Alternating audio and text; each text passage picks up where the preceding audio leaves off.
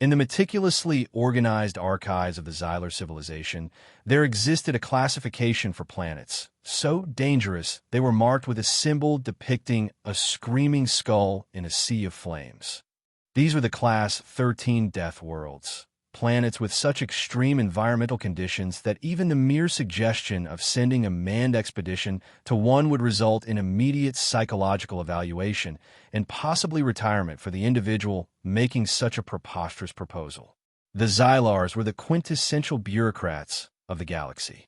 Their society had evolved around order, safety protocols, and classification systems so detailed they bordered on absurdity. For instance, they had developed 47 subclassifications just to describe uncomfortable humidity.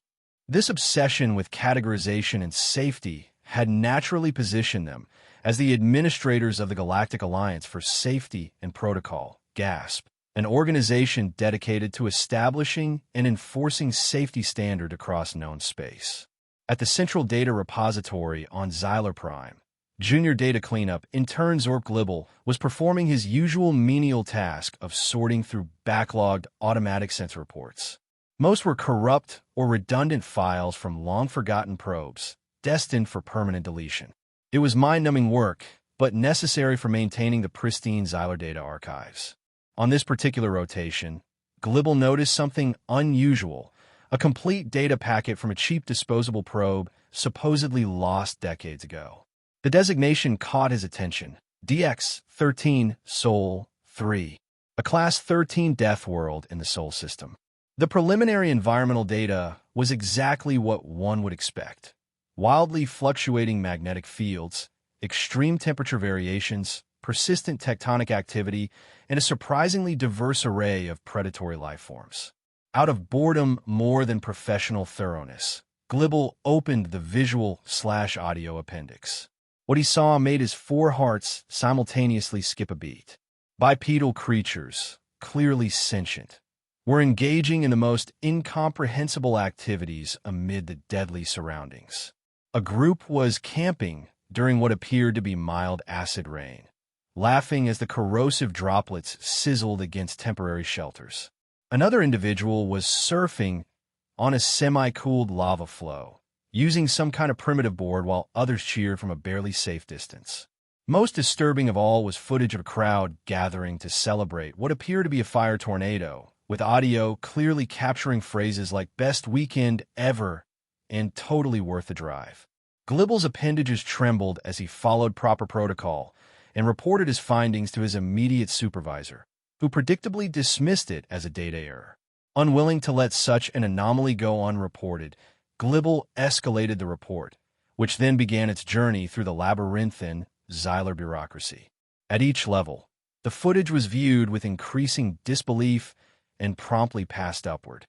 Some officials suggested it was an elaborate prank. Others theorized it might be a new form of psychological virus designed to induce irrational behavior in Xylar officials. None were prepared to accept the simplest explanation: that sentient beings were willingly living on and apparently enjoying a Class 13 death world. After 14 verification levels and innumerable security scans, the data finally reached High Commissioner Blorfax, a Xylar renowned for never displaying any emotion beyond controlled concern. After reviewing the evidence personally, Blorfax's eye-stalks remained perfectly still for precisely 7.3 minutes, a sign of extreme internal distress among Xylars. "Verify authenticity one final time," Blorfax commanded, his voice modulation perfectly even despite the circumstances. When the final verification came back positive, Blorfax did something unprecedented in his 143-year career. He adjusted his comfort regulator by 2 settings. Then he issued an authorization for a low-cost, minimal-risk investigative team to gather more information about these perplexing creatures. Under no circumstances is this to be treated as a first-contact situation, his directive specified. This is purely observational.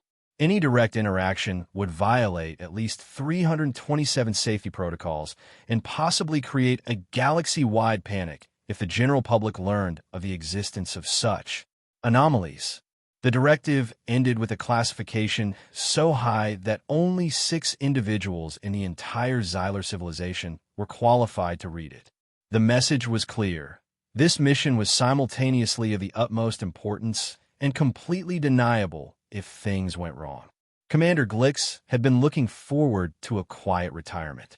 After 80 cycles of exemplary service to GASP, he had planned to settle into a placid existence, cataloging his collection of safety compliance badges. Instead, he found himself standing in the boarding area of the Inconspicuous Observer, an outdated vessel hastily recommissioned for what he strongly suspected was a punishment disguised as a special assignment. "Commander, all systems check complete. We're ready for departure," reported Security Officer Crunk, a burly Xylar with a fondness for warning laser shots and an unwavering belief that any situation could be resolved with a sufficiently loud announcement of safety violations. "Excellent," Glix replied without enthusiasm. "Are our specialists on board?" "Yes, sir.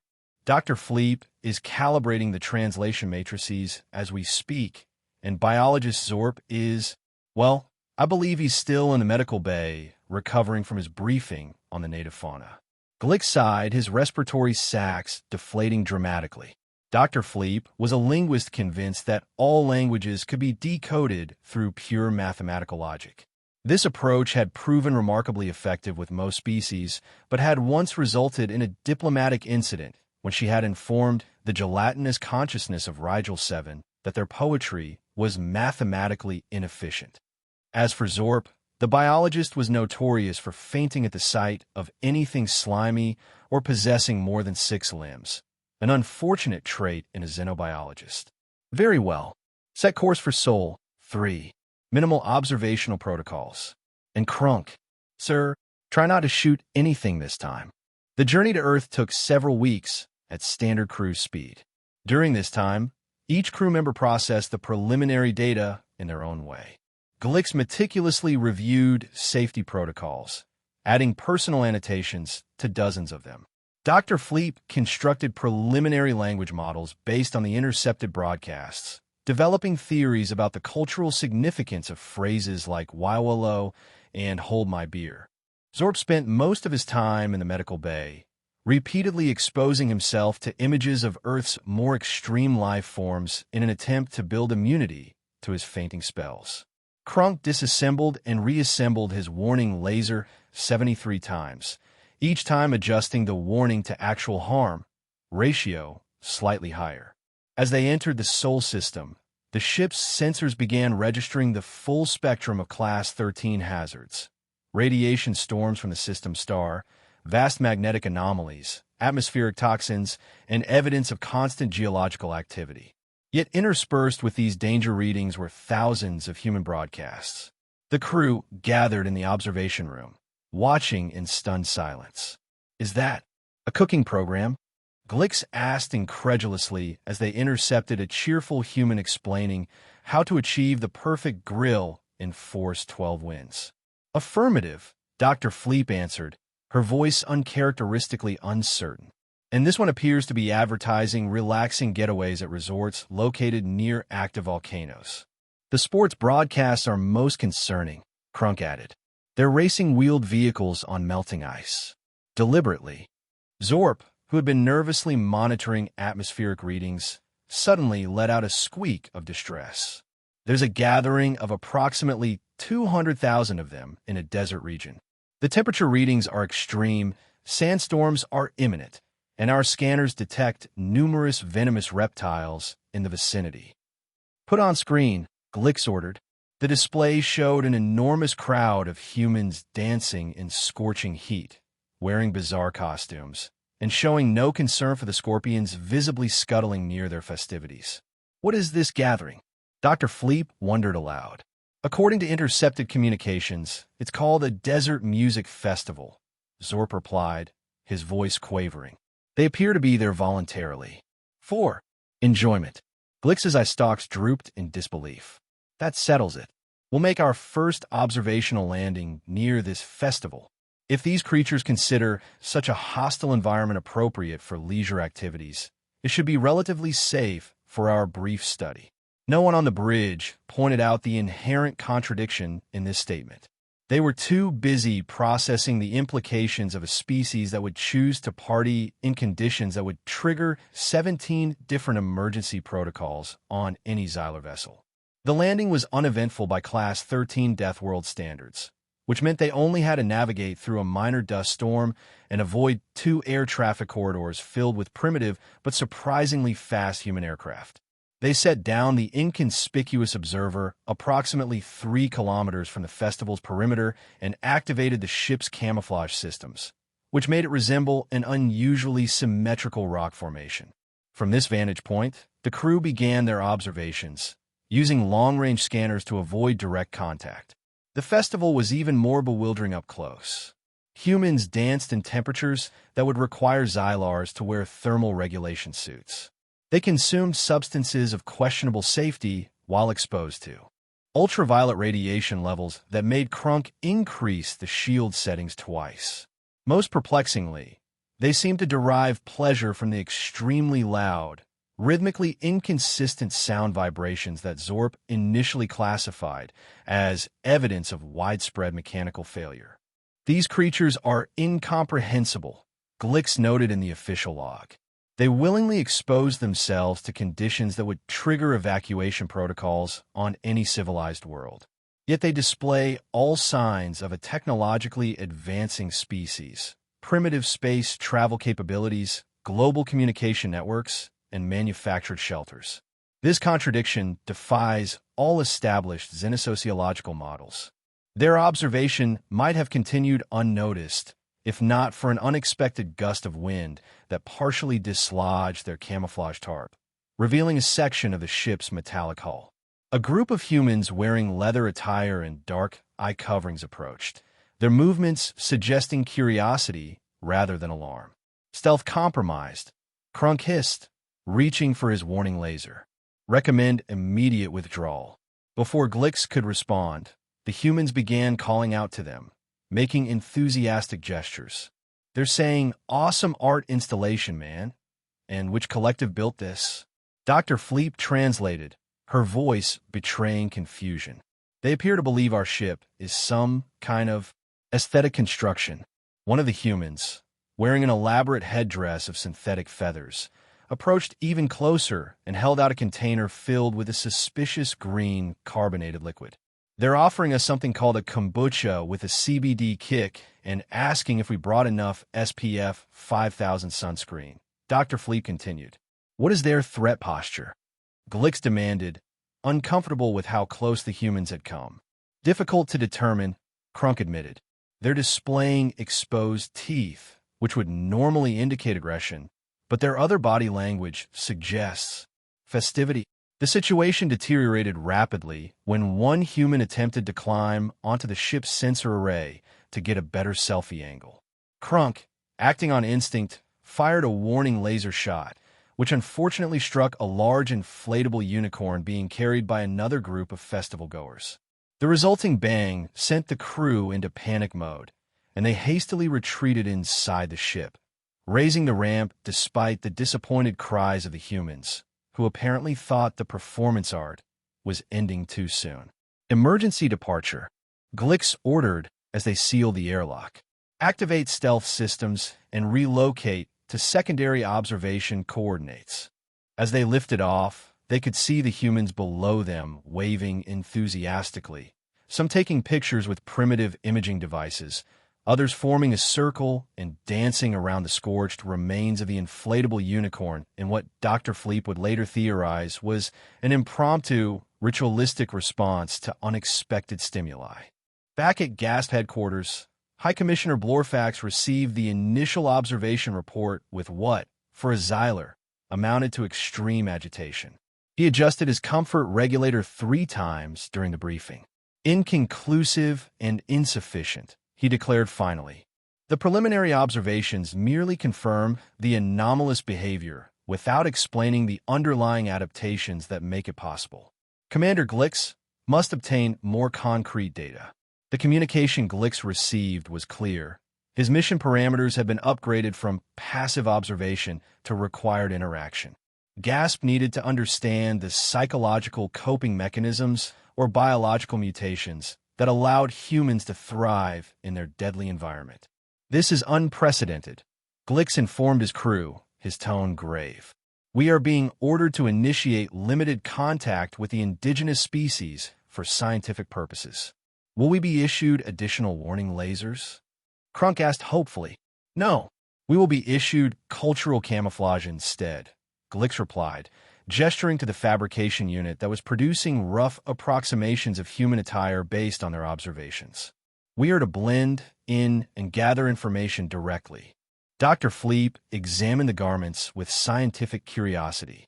These will adequately conceal our physiological differences if we maintain sufficient distance and proper lighting conditions.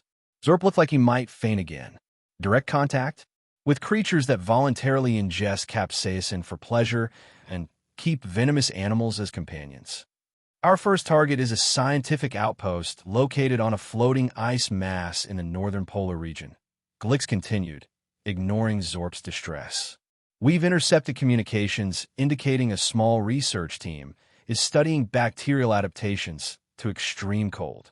A perfect opportunity to question one of their scientists about human resilience. The Polar Research Station was a precarious structure perched on an ice shelf that, according to the ship's sensors, was slowly breaking apart, a fact that seemed to cause remarkably little concern among its human occupants. After landing a discreet distance away and donning their cultural camouflage, which included excessive layering and something Dr. Fleep identified as knitted caps, the team cautiously approached the station. They were met by a human female who introduced herself as Brenda, lead microbiologist, and seemed entirely unfazed by their awkward movements and muffled voices, which they had attributed to throat conditions from the cold. She wore a simple t-shirt beneath her partially open thermal suit, despite external temperatures that would solidify Xylar bodily fluids in seconds. Welcome to the edge of nowhere. Brenda greeted them cheerfully, while casually using a flare gun to scare off a curious polar bear that had been investigating their waste disposal unit. You must be the graduate students from McMurdo.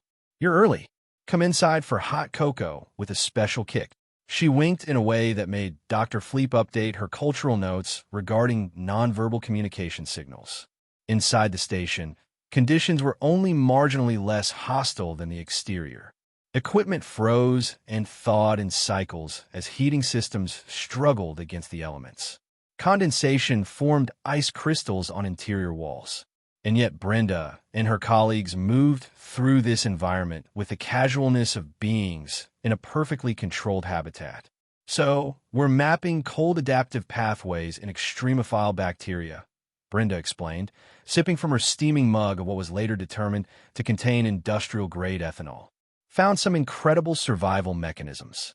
These little guys can basically shut down everything but the most essential functions and wait out conditions that would kill anything else. Like humans on this planet? Zorp blurted, then froze in horror at his breach of protocol. Brenda laughed. Yeah, I guess we're pretty tough too. Speaking of which, you guys want to see something cool? We drilled through the ice yesterday and found this weird phosphorescent algae species. Might be toxic, might be the next superfood. We're still running tests. The casual way she discussed potential toxicity sent Zorp rushing to the lavatory facilities, where his resulting distress was mistaken by the humans for typical first-timers' reaction to the special cocoa. Their next investigation took them to a tropical rainforest notorious for its carnivorous plants, powerful hallucinogenic fungi, and indigenous tribes known to view outsiders as potential protein sources. Their guide, a sunburned human named Dave who navigated by pointing at storm clouds, explained this was a perfect place to reconnect with nature and find yourself. Just last month, a buddy of mine came here after his divorce. Spent 2 weeks eating nothing but what he could forage and drinking rainwater. Got bit by something that made his arm swell up like a balloon. Doctors still can't identify it. Dave recounted this story with inexplicable pride. Came back a new man, though. Said it was better than therapy. They observed a group of tourists cheerfully taking self-portraits with a carnivorous plant that was actively attempting to digest their imaging device. When Krunk whispered that perhaps a warning laser shot might be appropriate to save the humans from the plant, Dave overheard and enthusiastically agreed. Totally.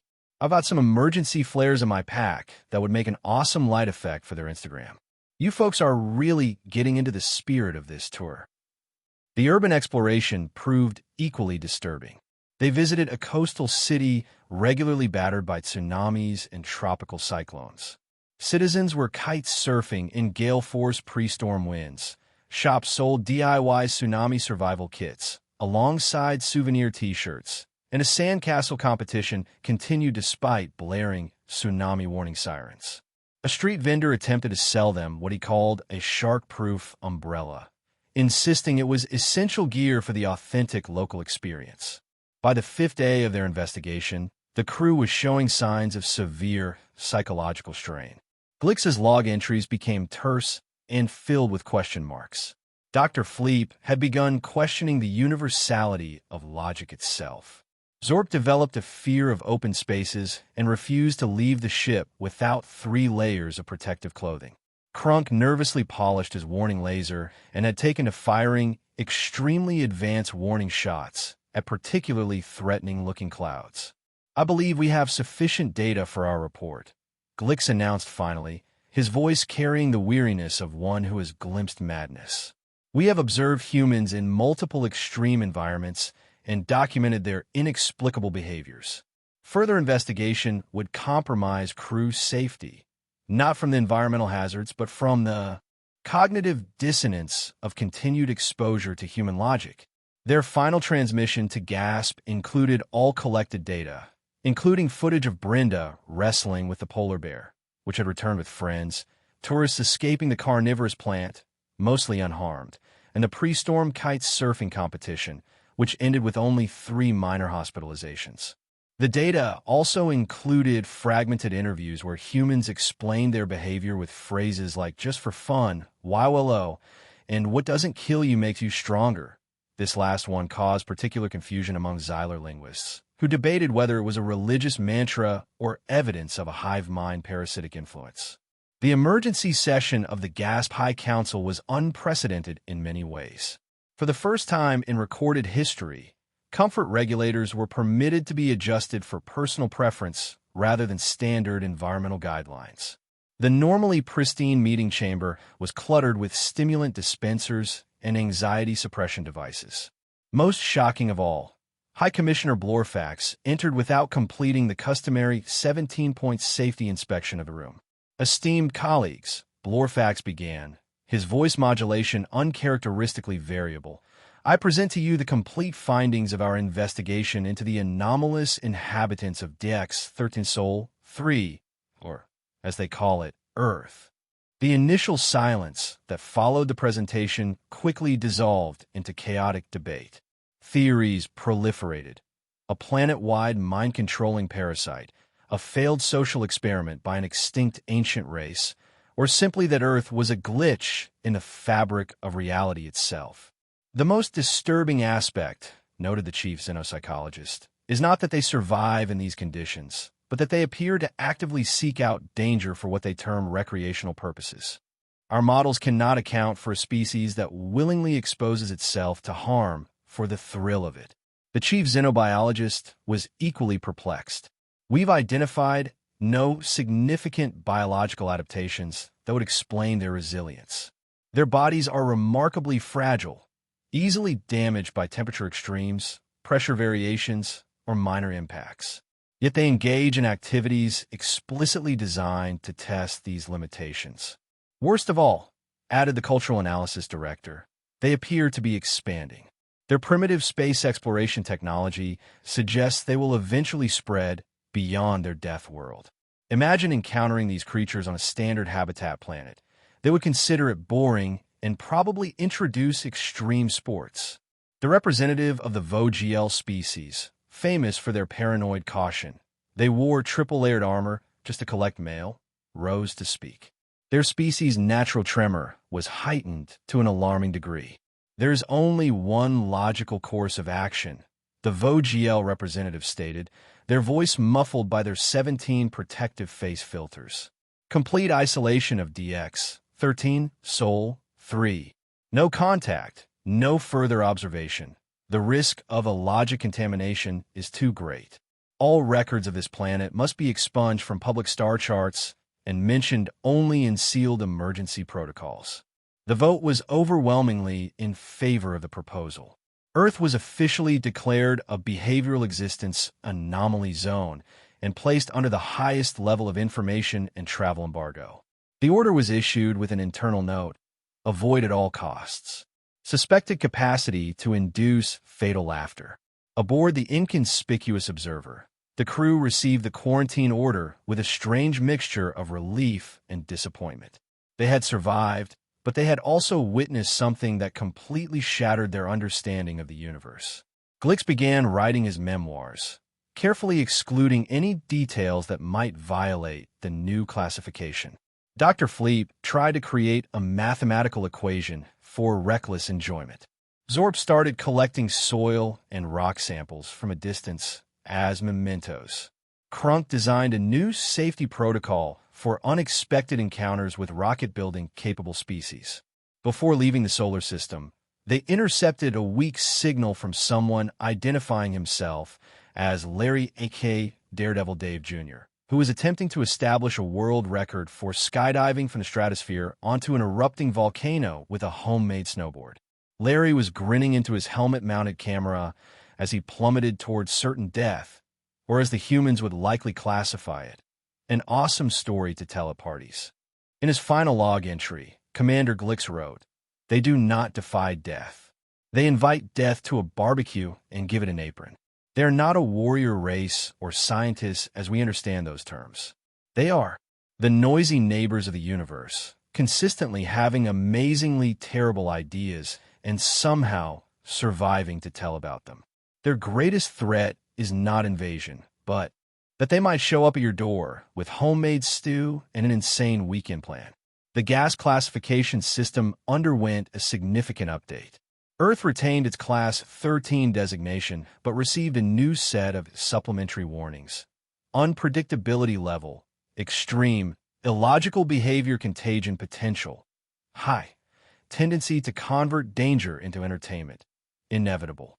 A new international warning symbol was created specifically for Earth, a simple humanoid figure winking and giving a thumbs up while being struck by lightning and having its leg gnawed by a shark.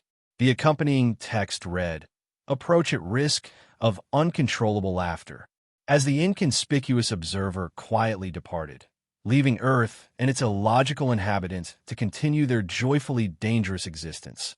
A small, unauthorized transmitter hidden in Zorp's personal quarters sent one final message to a private Xyler communication channel. It contained only 3 words and came with no explanation. Vacation ideas pending.